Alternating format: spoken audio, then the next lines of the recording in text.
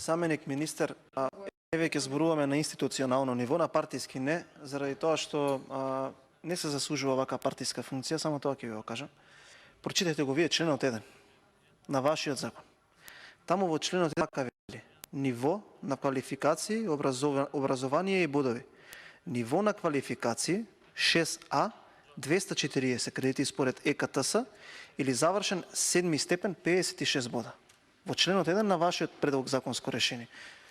И сега ако ќе отидете во членот 3, таму вака вика: бодовите на плата во делот на образованието за државниот службеник со ниво на квалификации 6Б, односно стекнати 180 кредити, според ЕКТС, кој заснова работен однос во институцијата заклучно со денот на започнување на примената на Законот за административни службеници, ќе се вреднуваат со 56 бода.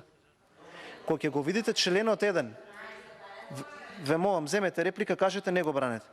Во членот 1 си кажува 56 бода се 240 кредити. Но еве, вака сакам да ве прашам вас. Со оглед дека имаме различни мислења за тоа како го толкуваме законот, а вели нели треба да знаете повеќе од нас и не учите од тука како треба ние да толкуваме закони, може ли да ја повика претседателката пауза, да усогласиме еден комисиски амандман, па да направиме една добра дефрагментација во овој член. Нека биде тоа комисиски амандман подржан од сите, каде што изричито ќе кажеме во членот 3 дека со вака напишан член не се изедначуваат оние со 180 со 240 кредити. Сметам дека е многу коректно. Еве вие напишете го амандманот, вие кажете како треба да изгледа, ние ќе го приме и ако изричите во членот 3 можноста ја елиминираме од усогласување со вака законско предложено решение, дека ќе има изедначување на 180 со 240 кредита, нема проблем. Еве вие напишете го текстот, не ми е мене проблем.